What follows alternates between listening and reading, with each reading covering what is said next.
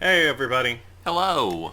So, this episode is not an official episode of Home on the RNG, but it's also not a part of that part of Side Quest where Jeff and Russ play and it has its own little intro music Right. and it's games we do back and forth.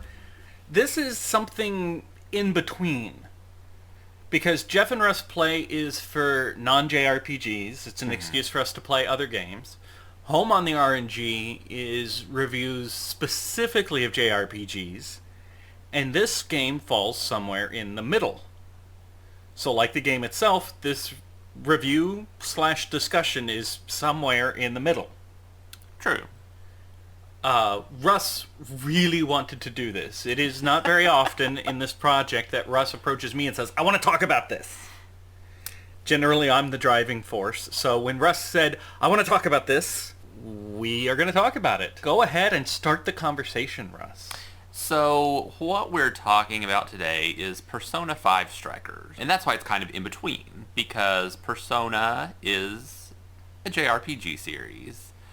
But over the last 10 years, they have really been milking the franchise by creating all of these games that are not JRPGs, but are kind of like spin-offs.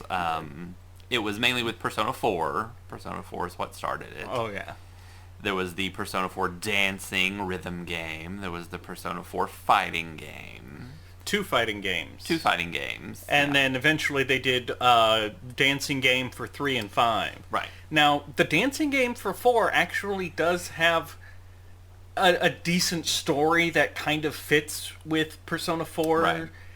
The dancing games for 3 and 5 do not. Yeah, they do not have a story They- really at all. yeah. I mean, we were transported to a dream world and now we're dancing. Yeah, there's just the thinnest veneer of pretending there's a plot Yeah. for the 3 and 5. But the 4 one does have a plot. The fighting games do have a plot that actually tie 3 and 4 together, which is interesting. It is interesting. So the spin-offs aren't completely milking. Often they contribute. Oh, there's also the Labyrinth ones. There are the Labyrinth ones. Those are the ones I Yeah. could not play. I hate a first-person dungeon crawler, and Yeah. I just couldn't. Which is the opposite of me, because I actually have been playing the Persona Q2 dungeon crawler. I dusted off my 3DS, and I have been playing that, and I have been really enjoying that, and it is probably my actual favorite of all of these spin-offs, or whatever you want to call it, that they do, and the reason being is that it's an actual RPG. And that's kind of why I wanted to talk about this.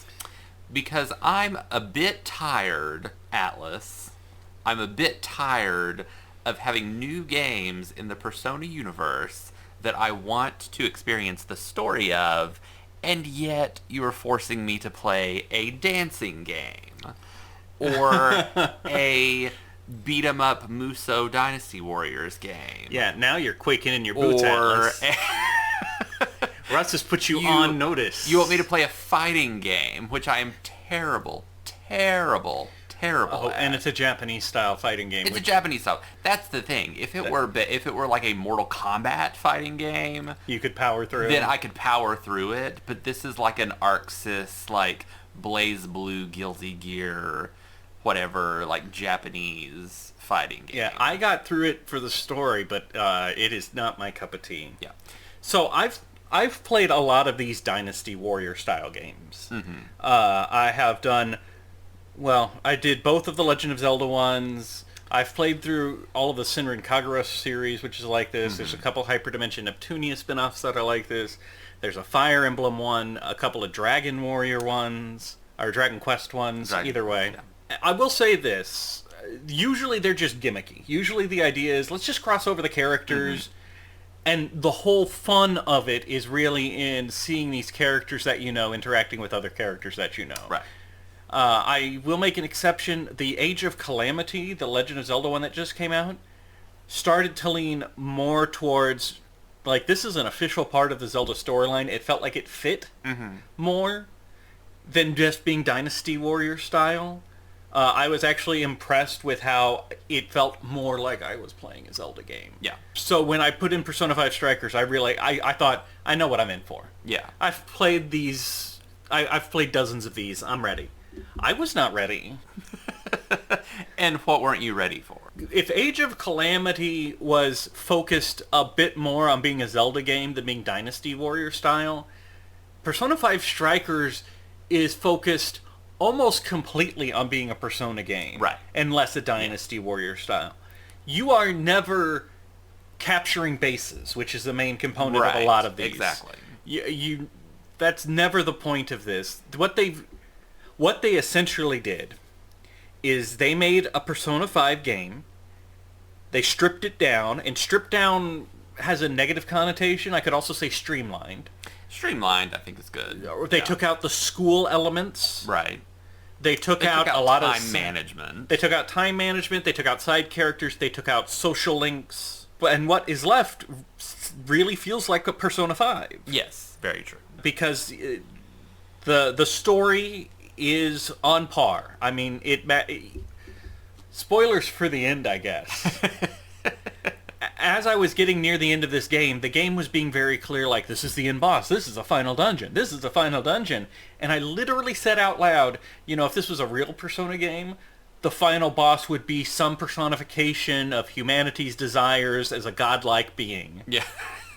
And then the real final boss revealed itself, and it was humanity's desires personified as a godlike being. Right. And I was like, okay, no, this is a Persona game. This is more of a sequel. Instead of running around a massive battlefield killing hordes of monsters, what it really is it's dungeons in the Persona 5 style, and the visible enemy encounters that are there, instead of you creep up on one of them and ambush them and it starts a turn-based combat, you creep up on them, ambush them, and it starts a brief live-action Dynasty Warriors combat, and then when that's over, you get experience and you keep going in the same dungeon. Right. It was nothing like I was expecting. Well, good. But you were talking about how Atlas is horrible. Go ahead. Atlas, I would just like to stop playing non-RPGs in the Persona universe. I agree with you that this particular spin-off of Persona 5 is actually exceptionally good. The story is quite good. I enjoyed spending more time with those characters. I enjoyed seeing more of Sheephead. Haru. Poor Haru. Yeah, Haru. We haven't done an official review of 5 yet. We will one day. Haru is like my favorite character in Persona 5 that I didn't realize until playing this game, because she never got to do anything.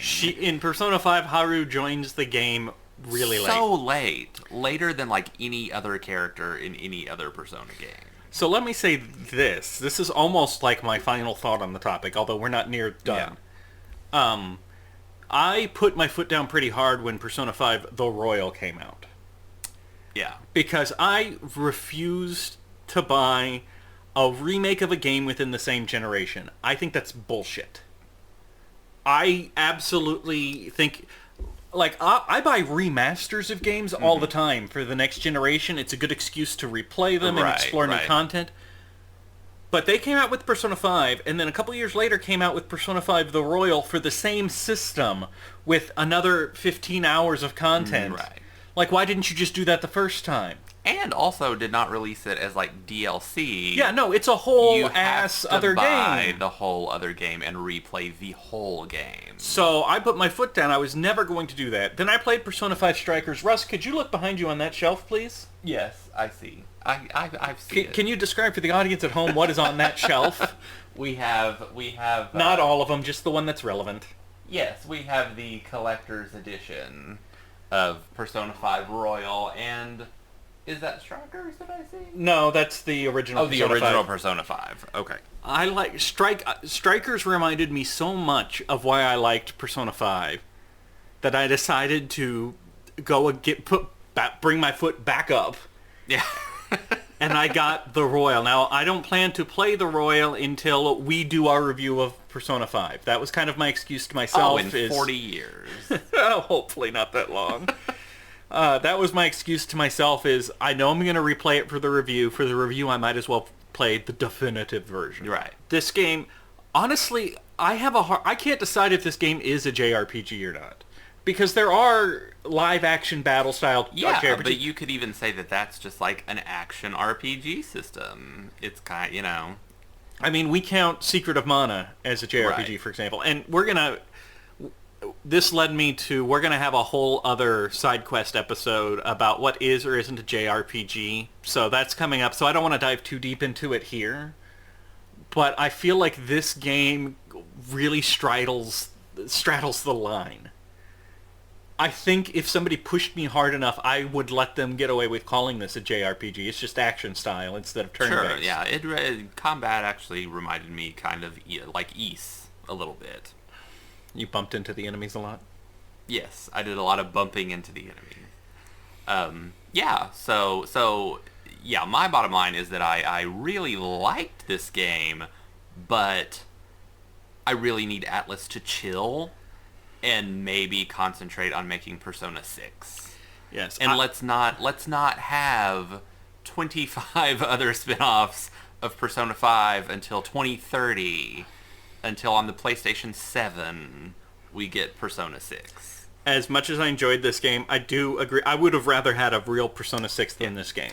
And this is probably just my own personal not being very good at the game, but I could not find a good difficulty level in this. Did you have that problem? I've heard other people have that problem. Yeah, I put it at normal to try and start because I thought I've played a lot of these, and I did okay on normal for like half a dungeon, and then was regularly getting my butt kicked. So I put it on easy, and then there was zero challenge. Yes, that is exactly my experience. I put it on normal. Regular fights are fine on normal, I think. Every time I got to a boss, or even just like one of those mini bosses, totally kicked my butt. And I kept trying to soldier through, and I'm like, no, I'm going to go ahead and put it on easy, see what it's like on easy. And then easy is no challenge whatsoever. Yeah, if you ambush an enemy, which is, if you're playing the game right, 90% of your combats are ambushing the enemy. It is one button to win that combat. Exactly. You don't even do the fights. That's like 100% why I wanted to talk about this, because I wanted you to validate me that there's not like a good difficulty here. Well, and unless you're really good, I guess, at these like Muso games. And for my part, I didn't even really think about that much. I did have the same experience, but it didn't land on me because in these newer JRPGs, by the way, that's another topic we're going to address. These newer new versus old. When you can select difficulties, 9 out of 10 times, good lord, I pick easy because I'm here for the story, not the challenge. Gotcha. So I am kind of used to, and especially if I'm playing it for a review here, then time matters. Sure. I don't have the time to invest in nightmare difficulty mode or whatever. Now I never play. I usually play on normal. I don't care enough about whatever gamer cred or whatever by playing on nightmare mode, but I usually play on normal because I do like the story, but in my old age, I am starting to like the systems just as much as I like the story. So it's like, I want a little bit of a challenge. Like a tiny little smidge of a challenge. Yeah, and that's fair. From my games. And I could not find the tiny smidge in this game. I had to just put it on easy and just do like you say, and just one button kill every single mob of enemies, and then no challenge in the bosses whatsoever, just to experience the story, which was quite good, which I really enjoyed. And you know what? We didn't touch on this. I guess I alluded to it, but we didn't really touch on this. This game looks and sounds like Persona 5. Just like Persona 5. It does not feel like another company made this game. It feels like the Persona 5 team made this game. And this is the only game I have ever played where I had no problem forking out money for the DLC music package. Oh, interesting. Because did you not do that? I didn't know there was the a DLC music package takes basically the fight music from every previous Persona game, and you can put them in rotation. Oh, interesting. Or you can just say, I always want to listen to the Persona 4 Golden one, or the Persona 4 one, which is the good one. The I reach up, I write up. The Persona 4 one. That one, that song gives me goosebumps. I'm not normally into the music of games. We talked about this, but Persona has amazing Well, now I'm music. sad that I didn't know about that, because I do. It was like the, $10, Okay. and it was worth it because then you can go into settings and say, always play from this game or just random. That's very nice. It was. Did yeah. it have the Persona 3 portable female protagonist? It did. Battle theme? Because that's Yes. like literally my favorite battle theme. Yes, it had 1, Okay. 2, 3 FES, 3 PSP, Okay. 4 Golden, 5, and 5 the Royal. Wow, okay. I might have to revisit this game just a little bit and play around with Well, that. there were all those side missions. I'm sure you didn't that's finish true. all of Right. those. That's true. So, yeah, you could still do that. Very fun. So my mixed message that I have about this game Sure. is that I want you to stop, Atlas. I want you to stop with all of the non-RPG spin-offs of Persona games. But I want whatever company it is that makes those Muso games to look and see what they did with Persona 5. It's Koei Tecmo, right? Strikers, something like that. And I want them to look at what they did here and then just do that from now on. Also, with all of the Muso games, because none of that stupid like base capturing and all of the things that plagued like the Hyrule Warriors game and the Fire Emblem Warriors game, which I never finished. So I will say this, though, because I talked about the Age of Calamity one earlier. Mm-hmm. It still had base capturing. It was still definitely Dynasty Warrior style, but they added in enough stuff that it did, like, it wasn't 50-50. It was 60% a Zelda Breath of the Wild game Okay. and 40% the Dynasty Warriors. And I saw that as a very positive step in. Because all of the rest of them, it feels the same. It's just different characters. It's just Dynasty Warriors with the skin of... But Age of Calamity took it a step further, and it felt like they worked to integrate it into the Sure. series. And then Persona 5 took it a mile further and Yeah. just made it feel like it was Persona 5. Yeah. So, I think they're going on the right path with these now. No, I do too. And I do agree with you. I want a Persona 6 more than I want any spin-offs, but I will make a caveat. If they can make a decent spin-off in the style of not a fighting game, like an action That's JRPG what I'm like this saying, is yes. fine, Right. that combines the characters from 3, 4, and 5. Oh, I would be in for that. And has a story of this caliber. Like, Right. if you can come up with a story of this caliber that ties together the characters of 3, 4, and 5, but I want them age appropriate to the... Right. I want current, anyway. Yeah. I almost don't care what genre of game that's in. See, I do. I want them to make... I mean, actually, Atlas, make all the spin-offs you want. Just make them RPGs. Just please make them RPGs. It's my genre. It's pretty much all I play anymore. I love the battle system and the systems of a Persona game. So please, for the love of God, if you make that dream crossover of 3, Make it 4, an and 5, RPG. make it an RPG. Unlike Jeff, I'm okay with you even doing like a first-person dungeon crawling Please no. Etrian Odyssey Please RPG. What I want, because like Persona Q, I know this is getting off track, but like the Persona Q first-person dungeon crawling RPGs, I mean, those are crossovers with Persona 3, 4, and 5 characters. But I want what you're talking about, where we do like the characters where they're not just like sucked into a dream world or whatever. For those at home, 3, 4, all of the Persona games really take place in the same universe. Right. But time passes, and it's roughly equivalent to the real-world time Yeah, we experience do it. between releases. Yeah. So what we're talking about is the teenagers from 3 are now probably our age. Right. Or The at least in their 20s, you know. The I mean, teenagers they're- from 4 are going to be in their 20s. Yeah. Like, so instead of... they have a dream crossover where in their prime or in the Right. time of We their want to see- games. basically, I want to see like the Persona 3 characters as working adults dealing with the stress of a pandemic world. And then also having to fight shadows. Because the 3 and 4 crossover in the fighting games is that. It's Yeah. the 3 characters are adults with their own jobs. Yeah. And the 4 characters are still teenagers. Right. Like, give us that but not in a fighting game. Not in a fighting And game. for 3, 4, and 5, I'm curious about what Junpei is doing now. I know. He was a baseball coach the last time I saw him. I want to know what he's up to now. And Yukari was an actress on the Featherman Yukari show. was the Pink Ranger, Yes. basically. Yeah. So I want to know. You can't ride that forever. So I want to know what she's doing now. All right. Do you have any other thoughts on? No, those are my thoughts. My conflicted thoughts on it are: good job, Atlas. Amazingly good job. You made a great game, even though the difficulty is not where I want it to be. But you still made a great game. But stop it. just stick to RPG. Bad developer, stop it. You're good with RPGs. Let's stick to RPGs. And then Muso people, again, you did a good job.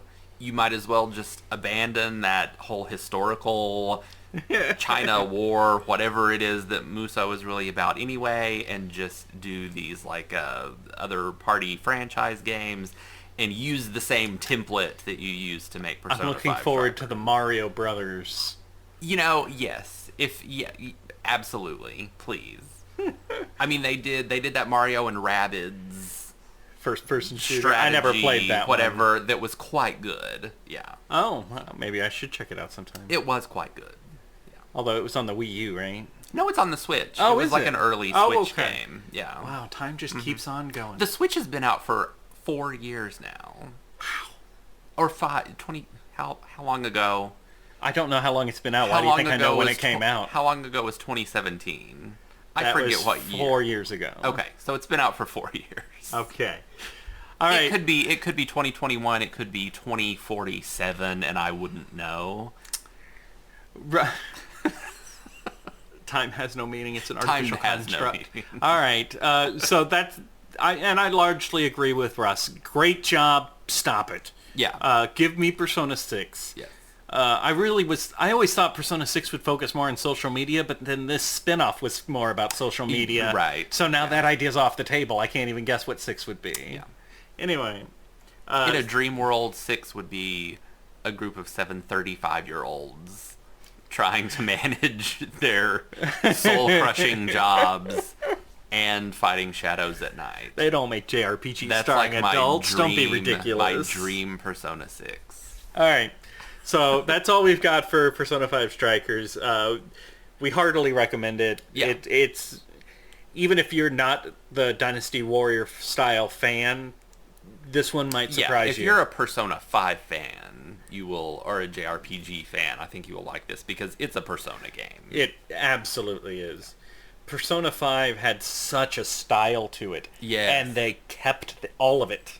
Yes. Oh, and just as a little send-off, my favorite thing about the whole game is when you go into the settings menu and Futaba says,